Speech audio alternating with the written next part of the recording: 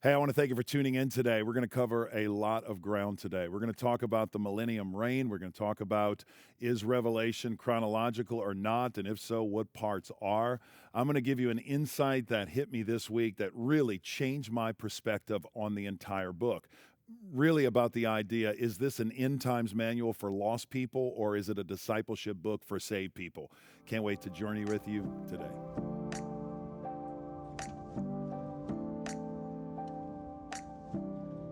Let me remind us before I get into some of these questions and answers where we've been and what my goal has been for the series.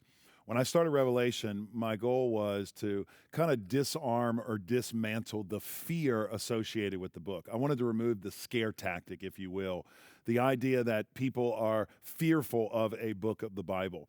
You know, Revelation is the first read book by every new believer, but it's the understood book or the most misunderstood book of the entire canon of Scripture.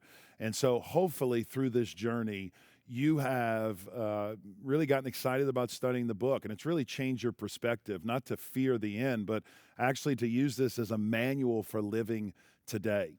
And regardless of where you land or what you believe, or even if you agree with anything I've preached, you have to admit, as a church, and I think this is a win for the Lord, I've heard from our people more about them being in the Word now than ever before.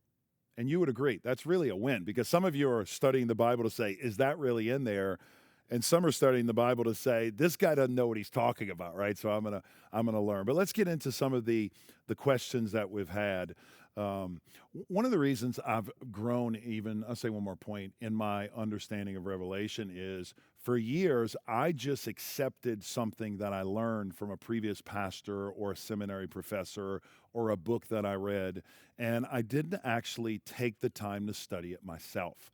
And you know, in the Christian life, it's good for us to not only know what to believe, but examine why we believe what we believe. And so I went back into the Bible and I started to reconsider some of the things I've always been taught. And that's maturity. That's sanctification, right? Like you don't actually believe everything you believed as a new believer because you've grown in your faith, you've matured, you've developed, you've learned new things. I'm not saying you get rid of what you've learned in the past, but we should be building upon. I hope that makes sense. My goal, obviously, was to take the fear out, but more importantly, my goal was to show you the book's not about the end times, it's about the now times. Like, what can we do today? And you heard that last Sunday. Like, not is Jesus going to reign on earth for 1,000 years at the end of time? The question is Jesus presently reigning in your life today? And I talked about the kingdom of God Sunday, and I want to add one point that I wanted to just clarify. Whenever God is ruling and reigning over your life individually, the kingdom of God is ushered and manifested in your environment corporately or practically. So when Jesus is king of your life, then the kingdom comes to wherever you go. And that's an important thing for us to realize. We're not waiting for Jesus to come back sometime in the future to reign and rule. Jesus is reigning now, and that changes everything, particularly for me. Before I get into the questions, I want to just make one clarification point because 2 weeks ago when I preached, and this is just the nature of a preacher and a speaker, and if you preach and speak in public, you know this, that you say things sometimes and you emphasize things that you normally maybe not have thought of or maybe wouldn't say in the context. So what's funny is that I didn't say this line in the previous two sermons, but I said it in the last service. And one lady came up to me, precious lady at the end, and she wanted to talk to me about this line that I said in the sermon. And so I was talking about how the gospel is communicated to the world through marriage, if you remember this, and how the marriage supper of the Lamb shows us that this is a big deal. But marriage in general is a big deal. Why? Because the way a husband treats his wife and the way the wife honors and respects her husband, supports her husband, is a picture of the gospel. And here's the line I said. I said, if you divorce your wife or leave your wife as a man for another woman or abandon your wife, what you're saying is that Jesus abandons his church, which he never does. I said that in all three services. In the last service, I said in the first two, when a wife leaves or abandons her husband or moves away from the marriage, in the last service, I said, for any reason. So if a woman leaves her husband for any reason, she is communicating and saying that Christ is not sufficient enough for her, which we know that is never the case. Jesus is always sufficient. Well, after I left the service, this lady, bless her heart, she waited for me. She was talking to another one of our staff members. She waited for me, and she said, I want to talk to you about something you said.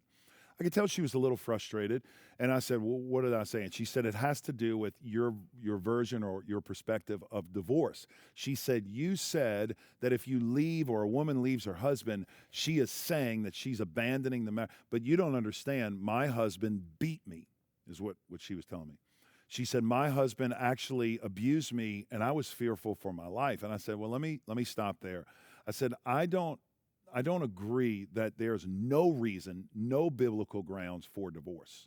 Now, this may shock some of you, but there is a belief in rabbinic theology. This is an interesting belief. A lot of people don't know this, where the Jewish culture, and this was a common belief even in Jesus' day, that the Jewish culture said there was a concession for a person to sin in a certain situation where there was a life or death situation. Like if you were facing life or death situations, you could sin. The perfect example is Abraham and Sarah. Do you remember that situation where Abraham thought that his life and her life was in danger? So he lied about her being his sister and not his wife. And we look at that and say, how could that happen? Well, this is why. The Jewish culture, the rabbis, the sages had this idea that a person could sin, a greater sin over a lesser sin to preserve their life, except in 3 situations. Here's what they said. You can never sin regardless in these 3 situations. You couldn't murder a person, you couldn't have adultery, and you couldn't worship idolatry. Regardless of whether it's life or death, you never worship an idol, you never commit adultery, and you never murder someone. In other cases, there's concession. So I said this to the lady. I said, I'm not saying that you shouldn't have left your husband. I don't know the situation. But if you were fearful of your life, and she said to me, she stopped me and she said, no. That's not what you said. You said this. And then she quoted word for word. You said a woman, and I said, listen, I still stand. I just want to clarify. I still stand by what I said.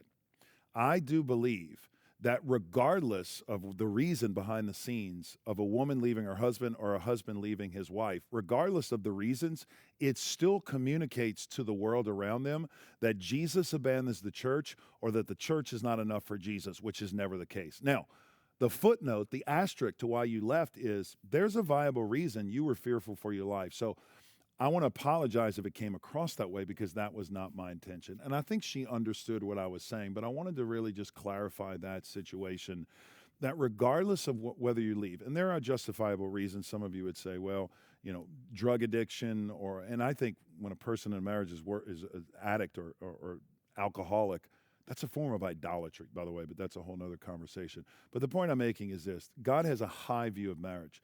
And granted, there are some cases, and many cases we know of abuse and turmoil. But for the majority of people listening, I want you to know, God has a high view of marriage. And the way we treat our spouses is more about not just our happiness. We are to be happy in marriage. But marriage is about personal holiness and reverence before God. So I hope that makes sense. All right, let's get into the point that I left out. I left out a point on Sunday for time, and the point is this. I said that every number in Revelation is first symbolic, secondly literal, if at all literal. Always symbolic first. And the reason I want to dive down into that is because when we come to Revelation, the popular number in Revelation 20 is 1,000. And you see it 6 times. 1,000 years. When the 1,000 years are up, this will happen. Now, we learned John loves numbers, and I've said this before. His favorite number in the book of Revelation is what? What do you think it is? 7.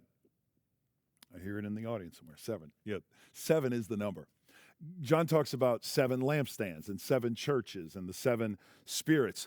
But it's interesting, he uses the number 7 to even describe Jesus the Lamb. And here's what he said. Jesus comes with 7 horns and 7 eyes. Now, you and I both know, and regardless of where you land, you and I both have to agree. When Jesus returns, or if he already had come back, or whether it's future, you have to agree. John is not saying Jesus is returning as a 7-eyed, 7-horned monster or dragon. And that's not what he's saying.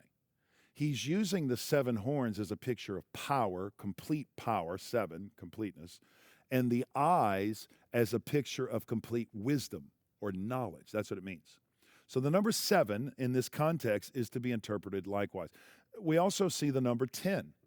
He says we see 10 to describe the horns of the kings. Again, the 10 is a picture, the 10 horns is a picture of power. So we have the power, I think, of the Roman Empire. He uses the number 144,000, which a lot of people would say that's an actual number. We're going to count 12,100, 1,200. No, 144, not 139, 999, not 144, 200. No, 144. Again, it's symbolic. It's 12 times 12, which is 12, the number of Israel, the tribes of Israel, 12, the apostles, the Old Covenant, the New Covenant, the Old Testament, the New Testament, the Old Church, the Old Covenant, the New Church. I mean, that's what it is. And then he goes from there and he says, multiply it by 1,000, which 1,000 is the number 10, a root of 10, which is completion or totality. So basically what God's saying with the number 144 is that everyone who's supposed to be saved and accepted and welcomed will be. Everybody that's supposed to be there is going to be there symbolically. Some push back at this point and say, yeah, but Robbie, you're not taking the numbers literal. This is what a lot of my premillennial friends or dispensational friends will say. Well, here's your problem.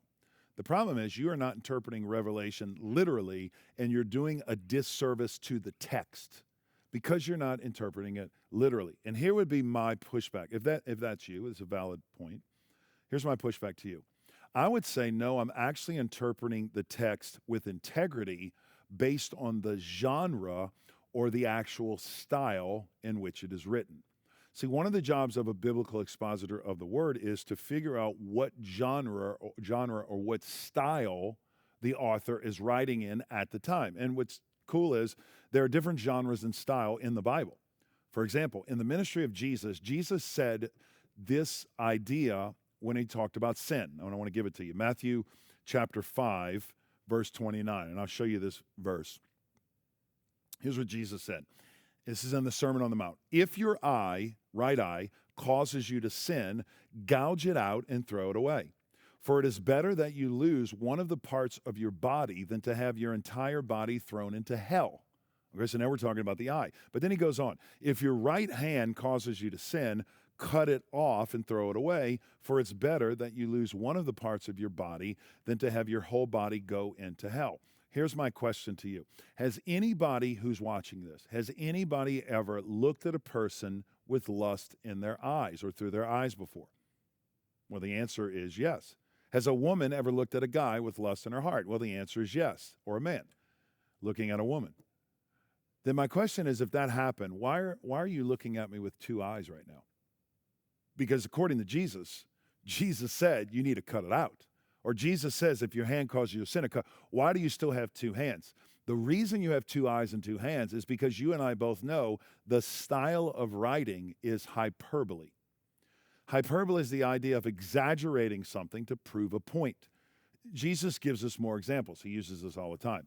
When he says, it's easier for a camel to go through the eye of a needle. Now, for years, and I know if you're watching and you're a teacher or preacher, you probably said this, but I taught this passage wrongly. I mean, I had the best illustration, too. I would say, Jesus is talking about a camel that was weighed down with bags and travel gear, and they would come into the city, and there was this little eye. It looked like an eyelet of a little passageway where the camel had to get down on all its knees, and it had to scoot through, and it had to take away the weight and the pack off.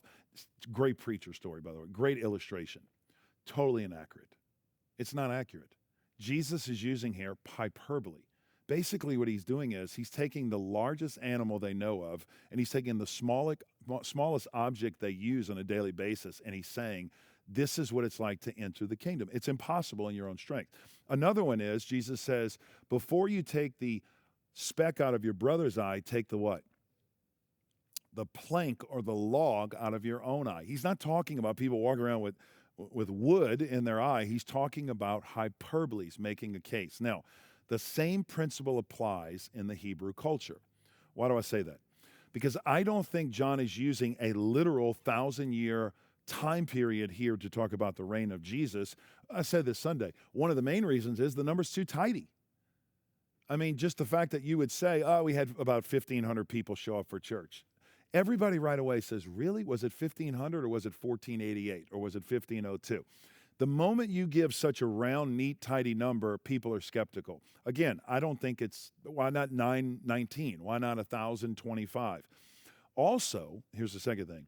God has given us a manual for interpreting the number 1,000. In fact, he's given us case after case after case. I'll read you a few of them. Deuteronomy 7:9. Know that the Lord your God is God, the faithful God, who keeps his gracious covenant loyalty for 1,000 generations with those who love him and keep his commands. Okay. Does that mean the 1,001th generation doesn't receive the covenant blessing of God? No. Does that mean the 1,010? No, it doesn't. It means everybody who God has chosen, the totality, will receive the covenant blessing. Psalm 50, verse 10. For every animal of the forest is mine, for I own the cattle on the 999th hill. Is that what it says? No, it says I own the cattle on 1,000 hills. Why? Because they know. Remember, it's a knee-jerk response. They know the number 1,000 means symbolically the totality of a time period that has a terminal ending. That's what it means. Time period with a terminal ending. Exodus 20, verse 6. God shows faithful love to the 1,000th generation of those who love me and keep his commands. 2 Peter 3:8. Dear friends, don't overlook one fact. With the day of the Lord, one day is like 1,000 years, and 1,000 years is like one day. So here's the point. Whether you agree, well, I still don't agree, you have to admit this is a very compelling case to believe that the number 1,000 is not what we've always been taught, 1,000 literal days or 1,000 literal years where God's going to come back after that. Why is that important? Because it shows us that God has a time period here. This is a season of time. I think the millennial reign started, as I told you, after Christ came and officially when Christ ascended to heaven. That started the 1,000 years. Now, don't miss this. You're probably saying, what's 2,000 years? 1,000 means, 1,000 doesn't mean 1,000. It means a long period of time with a terminal ending. We're in what's called the church age, and I do believe Jesus is coming back. One time, not two. I've already said this. And if you believe in a rapture, and I've said this, I believe this too, you have to believe in a third coming of Christ, not a second. Why? Because Jesus coming on the clouds with the rapture, regardless of whether you believe he touches down or stays in the clouds, is a second coming. But that's not the second coming we're talking about, which is Jesus coming back once and for all. So I do believe in a second coming, but I do believe we're in this church age right now from Jesus' first coming until his second return. I hope that's helpful. That's how I view the millennium. So you would say, well, you're an amillennialist or a post-millennialist. I explained the differences Sunday, and I think that's where I'm landing. Let's go into some of the questions because I think these are really good questions. Thank you for submitting them. The first question is this. With the number of years we've been taught to believe the rapture, the millennial reign, etc., happens in a certain order, can you do a quick summary recap timeline to describe this different view? I'm struggling to see how so many of the events described in Revelation were past, and why can't or why haven't historians pointed back to these events? Okay, here's the thing. I don't have an accurate timeline that I can give you for how they work, but I will give you a high-level approach. If you look at Revelation like this, the seals, the plagues, and the trumpets are describing the same event, which is the destruction of Jerusalem, from three different ways, looking at it from three different perspectives. And the seventh day of each one of those, or the seventh year, whatever you look at it, the seventh year, the seventh day of those, 7 seals, 7 trumpets, 7 bowls, that is the culmination of the worship of Jesus during that time, or the sealing of the saints, or the protecting of the saints, or the answering of the prayers. That, in my mind, helps me understand the timeline. I told you how Revelation 19 comes after Revelation 20, which I think is the church age, so that's helpful. Here's the question I think you're asking, though. Where can I go to find more information about this? I'm going to give you some resources on this page. That is a link to this page. Guys like Pastor Gentry, guys like Doug Wilson, and again, some of these guys, I don't believe everything they ascribe to, but again, they're helpful to read. I will turn you on to G.K. Beale, which is a great commentary, one of the ones I've used. Darrell Johnson has an amazing commentary. Our very own Eric Fugit, by the way, you heard me reference this commentary. He finally put it into book form. Eric is an engineer by trade, goes to our church, published this originally back in 2003. He revised it in 2024. This is probably the best short, it's pretty short, I love it, approachable, probably the best short commentary on Revelation that I can recommend. Now, Eric and I would disagree just on a few things, one of which Eric is a full preterist. And again, Eric, if you're watching, I agree. I could see how you get there. I tend to hold to a partial preterist view, which just means I think most of Revelation happened, and I think there are some future events, i.e., 21, 22. We'll get to that next week. But let me say it this way. If you want to ascribe to, and again, I'm not trying to offend you with this, I'm just stating the facts. And you can go look all this up online and through history. But if you want to adopt the view that was the prominent view from the 3rd century all the way to the end of the 18th century, this was the predominant view, then you would ascribe to what's called the amillennial view. In fact, they called it chiasm, chiasm, I think, chiasm. Chiasm meaning thousand, the word thousand. They described themselves as chialists, meaning there was no 1,000-year reign. We're in the reign. It wasn't to, like I said, the 1830s with the Plymouth Brethren, John Darby, the Schofield Bible, Hal Lindsey, the late great Planet Earth, Left Behind series, that we started to leave. So if you want to go with the historical view prior to the 1900s, you're going to go with that view. If you want to adopt the most popular view, the view, I would say, and I'm not saying this disrespectfully, with the most resources and money behind it, the most Hollywood backing, then you're going to go with the premillennial view. And it's the popular view of today, and it's the popular view of the last 2 centuries. But that's not been the only view of historical Christianity. And one of the ways you can do that is Eric's book is good for this. Gentry's book is great for this. There are a couple others I'll make reference to, but there are a lot of books out there that show you that it's not because people always say, where did you come up with this? I'm not that smart. I'm not that smart. I didn't come up with this myself.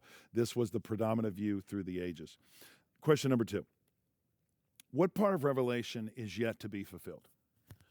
I think personally, this is how we've always viewed Revelation. Revelation 1, the past. Revelation 2 to 3, the present, the churches. And Revelation 4 on the future. And we'll come back to that at the end. I would like to view Revelation as most of Revelation up to 21, so 20 and back, has already happened. Destruction of the temple, all the plagues, all the bowls described, the return of the rebuilding, none of that, all that's already happened. 21 and 22, now you can make a case for some of this happening spiritually, I get that, but I still think 21 and 22 is the future. We'll get to that in the weeks ahead, but I think the rest of it's past. Number 3. And it's a good question, I don't have the best answer for it, but I'll say it. A few times throughout the study, the topic of an intermediate state has come up. Are there any biblical clues as to the intermediate state? Let me show you what I mean here, because this is an interesting idea. And again, I just believe this and bought into this without really processing and evaluating it, but I'm going to let you process it. And if you have a good answer, you can give me a better answer. But this is the view I've always believed, okay? This is you and me right now, okay? We're on earth. Let's say, in this view, the rapture happens sometime in the future, tomorrow, let's say. This is the rapture, okay? The rapture happens, and we go up to heaven, or we go up to an intermediate state. You could say heaven because that's where God is, but we go up to an intermediate state. This is a human form, okay? Then we go up to this state for a 7-year tribulation period, and then we have to leave our human state, and we enter what I just conveniently call intermediate or mediary state. My handwriting's bad. The font's pretty big on it, but intermediary state, okay? So this is state 1. This is state 2. It's a different state than this state because obviously you've left your body behind. I always think it's interesting that in the Left Behind movies, which I didn't see, but I've seen clips, or in the David Jeremiah videos that he puts online, that people actually have left their bodies behind or left the clothes behind and the bodies go. That's not actually how it happens in the Bible. Actually, the body and the clothes are left behind and the soul is raised up. Why? Because the body, technically, if we're technical, the body won't be fully resurrected or raised to the end, which is the return of Christ, the resurrection. But again, splitting hairs, but keep going. Let's just say this is state 2. This is not a human state, it's another state.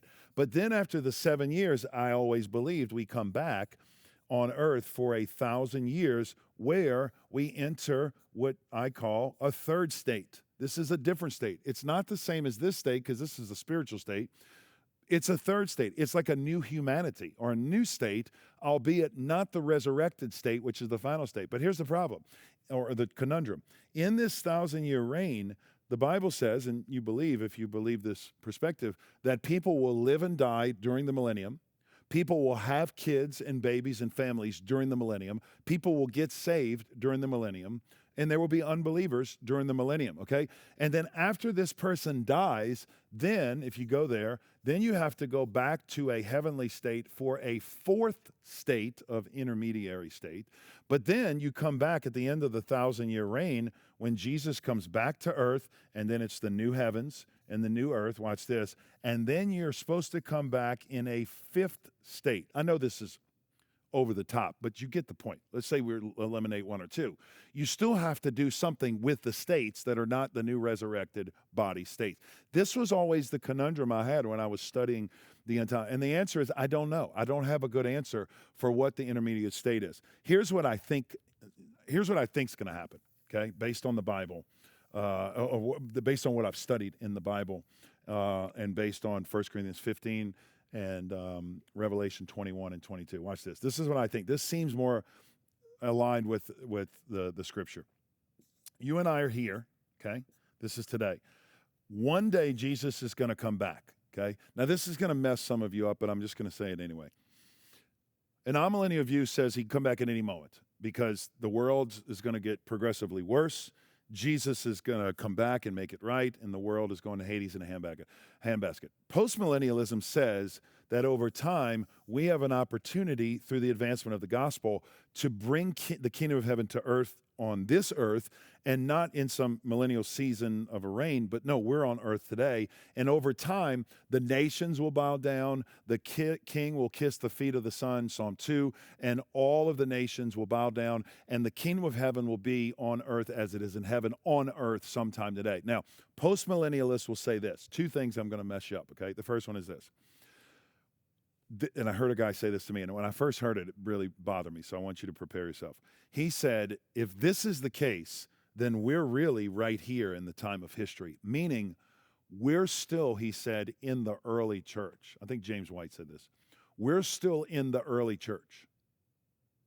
Like, we're not even close to the return of Christ, which is coming at the end. And then he said this line, Christ may not return for another 2,000 to 3,000 years. Now, when I first heard that, I'm like, that's bizarre. What is he talking about? But the more I thought about it, based on this idea, why not? Who says Jesus has to come back? And then he said this, one of the challenges he found with people in a premillennial, dispensational, pre-trib mindset, which is what I was taught and believed for years, is that he said he finds they never envision, most senior adults, or most seniors in our church today, think about this, if you're in that age category. He said most of them, because of premillennialism, dispensationalism, have never envisioned a world for their grandkids to live in. Think about that.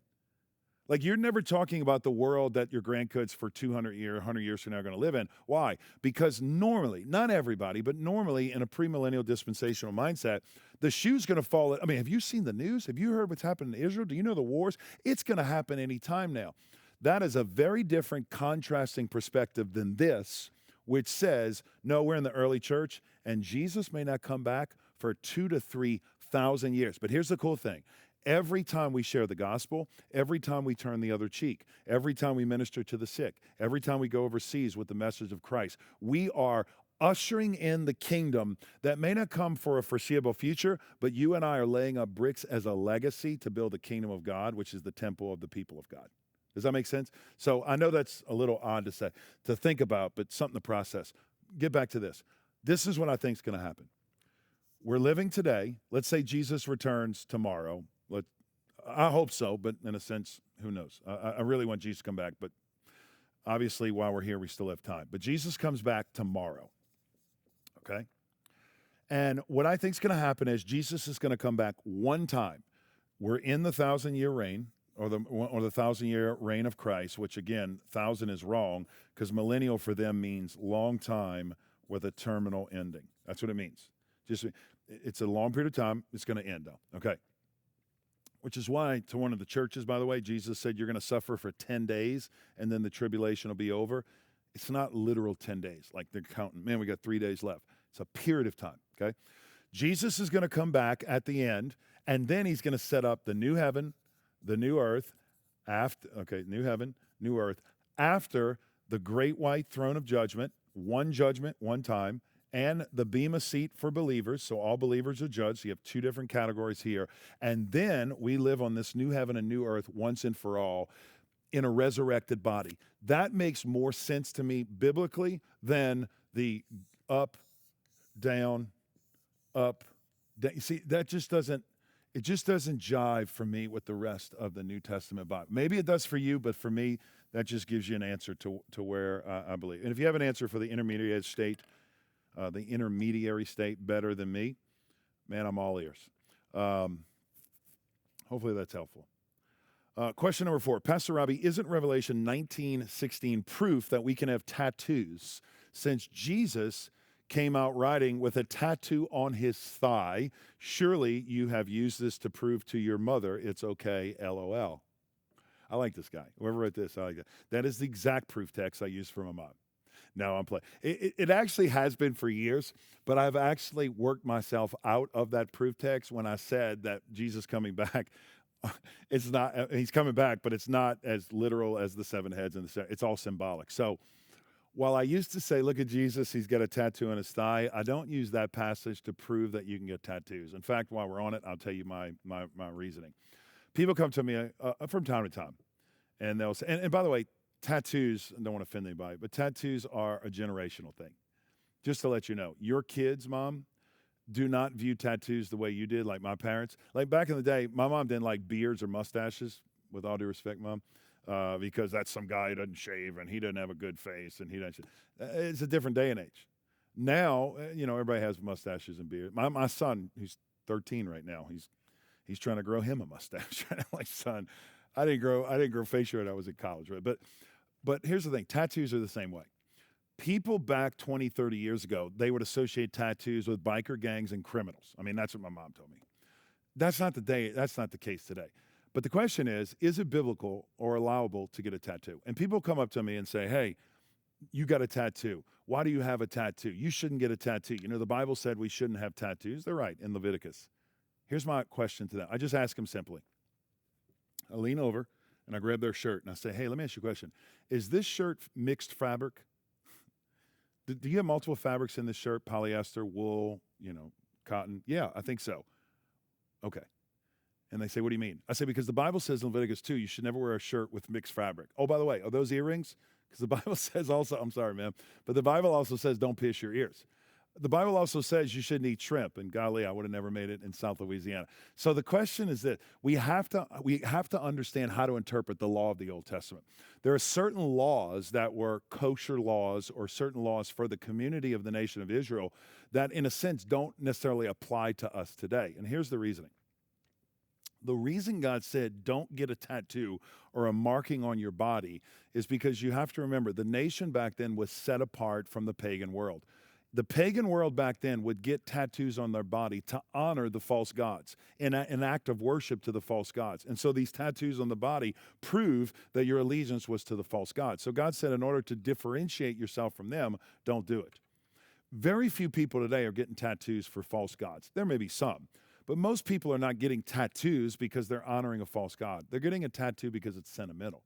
They're getting a tattoo because it's important. They're getting a tattoo to remember something or someone. You got to remember, too, at the end of time, this body is going to be renewed anyway, and I just don't think it's a big a deal as it. So, again, don't say, well, Pastor Robbie said get a tattoo. I'm 18, I can get a tattoo. That's between you and your parents, and by the way, don't get me involved. Okay, number 5. I hope that makes sense. Number 5. You said there would be no battles in Revelation. But yet in Revelation 19:15, it says he will release the fierce wrath. This is a great question, by the way. He will release the fierce wrath of God And then in Revelation 19:21, it says that their entire army was killed by the sharp sword. This surely looks like a battle to me. How do you see it? Man, that's a great question. Here's my short answer. Yes, in 1915, the wrath of God is released against the enemies. But you got to remember, the wrath release is not a battle. It's not a war. And furthermore, in Revelation 19:20, the sword that is used in battle is the one that only Jesus has, and it's not in his hand, it's coming out of his mouth. Which means the battle, this is how I interpret this, the battle is not fought with hands or flesh or blood. The battle is fought with words of the Lord of judgment. Meaning, think of it this way. If I said to you just with words, you put your faith in someone other than Jesus, Allah, Muhammad, Hare Krishna, Joseph Smith. By the way, the Bible says there's one true God, and the way, the truth, and life goes to him, and his name is Jesus, for there's no other person by which a man shall be saved under heaven except through Jesus Christ. Now, what I just did is I fought a battle, in a sense, with you with words. And the words themselves are the judgment, are the condemnation, are the means by which you'll experience separation, wrath from God. So again, there's no battle like. See, what I'm thinking, what I've always heard was there's going to be this all-out war in Armageddon, where all the battles and all the armies of the world will battle together. I just don't see that. Why? Because you cannot find where anybody is battling and people are fighting and punching and cutting, and I just don't see it in the text. Why? Because Jesus, as I said in the sermon, has already won the battle on the cross. And if there's a need for any other battle to secure anything reserved to salvation or heaven or eternity, it minimizes and strips the impact of the gospel. And I'm pretty convinced about that, and I'm pretty passionate about it. Number 6, given that Jesus is regarded as the ultimate and final sacrifice for atonement in Christians, do you believe that the Jewish people will still pursue? This is another great question. Do you still believe the Jewish people will try to rebuild the temple rooted in their conviction that their Messiah has not arrived yet? Thank you. Yes. Okay. So I've kind of backpedaled a little bit on the intensity of my statement. I said 2 weeks ago, I'm pretty convinced there will never be a temple rebuilt that is the temple we think about in Revelation. Let me give you a clarifying statement on that. Can there be a temple rebuilt in Jerusalem one day? Yes. There can be a temple rebuilt in your backyard tomorrow, and you could say this is the temple of God. There could be a temple rebuilt in Jerusalem or in Jericho.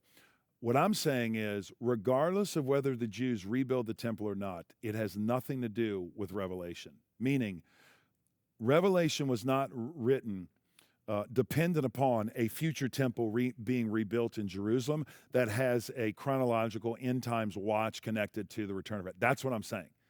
Can the Jews knock down? I don't think it'll happen, but I think if the Jews attempted to knock down the mosque, could they? Yeah, they could. Again, it'll be World War III. Let me frame it for you in a way you understand. Imagine if Islam, Muslims, decide next week they're going to tear down St. Peter's Basilica in Rome. Now, whether you're Catholic or not, Protestant Catholic, there would be an outrage because we would say, what are you thinking of? You can't tear this down. That's a sacred site. The same would happen if Christians attempted to take down the temple at the Dome of the Rock in Jerusalem, only on a massive level. Why? Every Muslim and every part of Islam and jihad would come out of the woodwork, all of the Middle East, and they would say enough is enough. So geopolitically, I don't think it'll happen. But even if it does, let's say I'm wrong. Let's say they even attempt to build a third temple. I don't think that has anything to do with Revelation, nor do I think it has anything to do with atonement or the return of Christ. Why? Because Jesus said, we are the temple. The moment another temple is built, it negates the fact that Peter said, you and I are living stones building up the temple of God.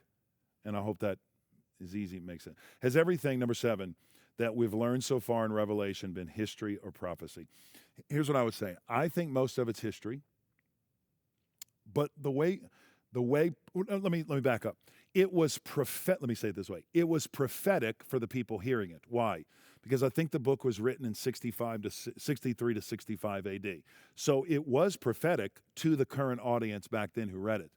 It was prophetic in the sense of it was not going to happen until the AD 70 year, which was 3, 5, 7 years from then. But it's history for us because we're looking back. History up to chapter 21, which we'll get into in 2 weeks. Prior to that, everything I think happened in the past. Now, the natural question becomes, well, how do I know about the plagues? And how do we know about the destruction? What about the third of the earth being burned up, or a third of the earth being destroyed? What about the scroll, the world? All of that, I told you this, I could take Josephus, the historian, and I could compare it to every single thing in Revelation and give you a real world explanation. Eric does an amazing job of this. I mean, literally, I could just open this book up, the fifth trumpet, and I could show you how he's quoting. This is what happened when Nero squelched the Jewish revolt. Vespasian came in, caused the lead. They had fallen from grace. He was the emperor in charge when his son Titus completed the siege in Jerusalem in AD 70, resurrecting the Roman Empire once again. See, he does that. So this is one resource I'll commend to you. You can actually get it. I'll put the link online. It's a self-published book. I encourage him to publish it.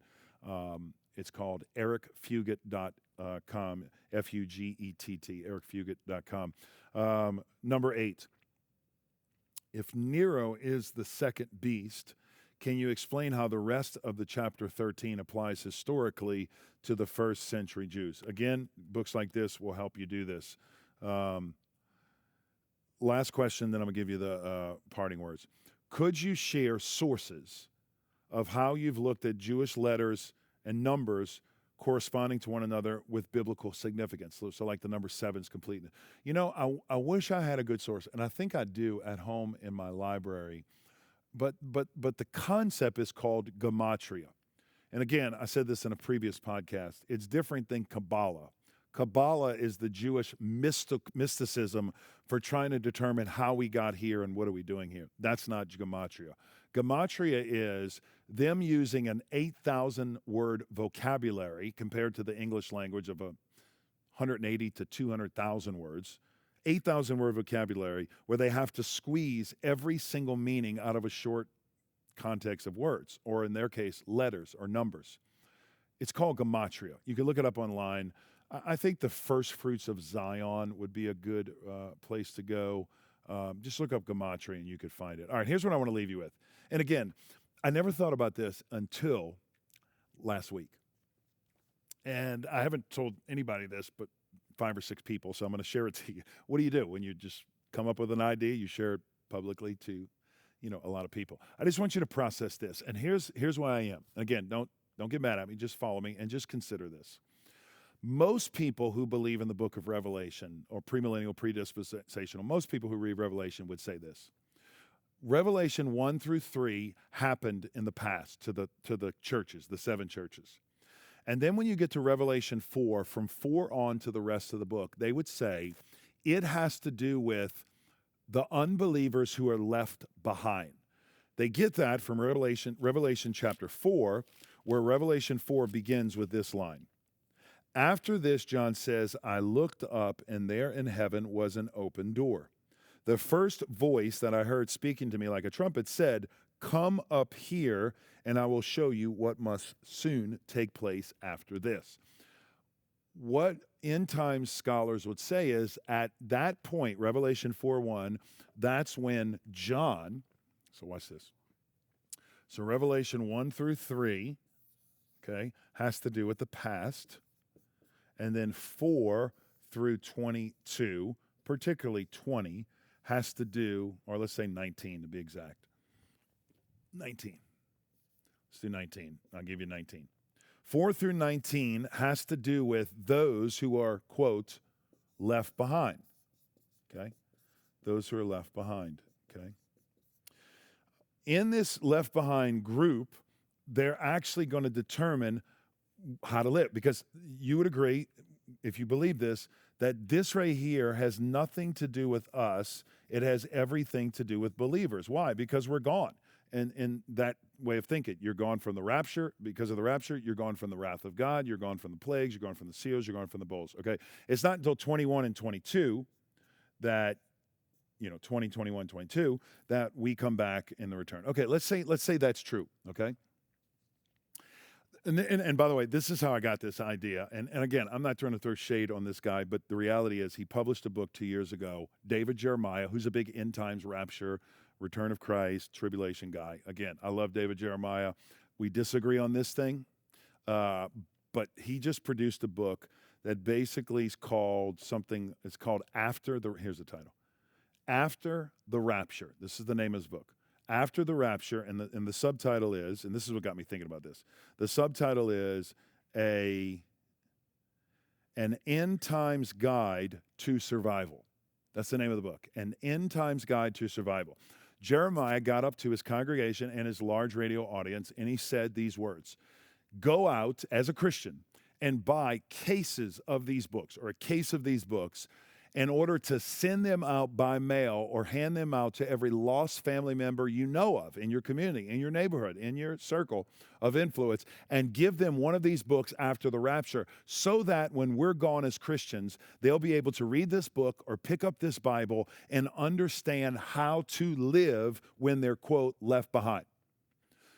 Man, it's a great way to get people to buy books. Golly, if I believed this, man, I'd be handing out the book. Okay, let's just say that's right. This is what got me thinking. Okay, let's just say that right. And what we're saying here is that the bulk of Revelation, 85% is written, 85 to 90% is written to who? Unbelievers. Because we're gone. This book has nothing to do with us after chapter 3. We're gone. Here's the two things I want you to consider, if that's true. And again, I believe this all my life until recently, but let me ask you to consider these two things and we'll be done. Number one is this: find me one book in the entire Bible, in the other 65 books of the canon. Find me one book written to unbelievers. Find me one. There's none. In fact, every book of the Bible is written to the people of God, because that's what the Bible's about. The Bible's about how we as human beings, sinful human beings, can have a relationship with a holy, set-apart God. That's what the Bible's about. It's not about dinosaurs and history and all. It has that, but it's not about this. It's not about astronomy and math and science. It's about how humans can have a relationship with God. Okay, so we can't find one book in the Bible written to unbelievers. But here's my second point, and I want you to ponder this. In this logic right here, the logic is when we're gone as the Christians, the church is gone, the Holy Spirit, the presence of God in us is gone, the preachers are gone, theologians are gone, seminaries are gone, professors are gone. Anybody who can explain this book to anybody else, we're gone. And who's left behind are a bunch of unbelievers who are going to be expected to pick up this book, the Bible, and turn to the final book of Revelation. And for the first time in human history, they're going to figure this book out in Revelation on how to live on earth when the church is gone without the help of a preacher, a pope, a bishop, a cardinal, a prophet, a man of God, a woman of God, or even the people of God. So much so, I think it's comical to think about, they're going to be the first to do it when none of us could do it for the past 2,000 years. Like, really? Think about that. It hit me this week. I'm like, wow, that can't be what this book's about. This book, let me sum it up. This book, I think, was written as a discipleship manual for a group of hurting men and women. Think about this. What kind of loving God would write a book to his people who are faithfully following him? They're getting the teeth kicked in. They're getting their guts punched. I mean, they're not winning. Family members are getting beheaded. What kind of loving God would write a book to that? I mean, that's what the book is, from Jesus Christ to the seven churches of Revelation, of Asia Minor. That's the book. What kind of loving God would write a book and say, hey, listen, I know you guys are losing, but don't worry. It has nothing to do with you. But you'll figure it out 2,000-3,000 years from now. It's all going to come to fruition. Friends, no, I don't think so. I think this book is from a loving God to a group of persecuted Christians to say, hey, listen, this is a manual for navigating difficulty, persecution, and death. Because regardless of whether they kick your teeth in or regardless of whether they cut your head off, we win in the end. And this is what you need to know.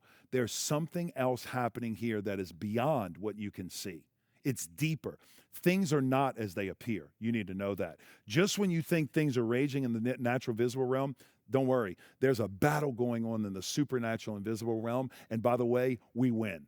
We won the battle then, we're winning now, and we're going to win one day in the future, and you're on the winning team. You're wearing the jersey, so celebrate and live like you're winning. Friends, when you understand that, it changes this defeated, back heels, victim mentality. We're on the lose to no, I'm going out, and the gates of Hades will not prevail against me. Why? Because Jesus is on my side. And whenever Jesus is on your side, you win.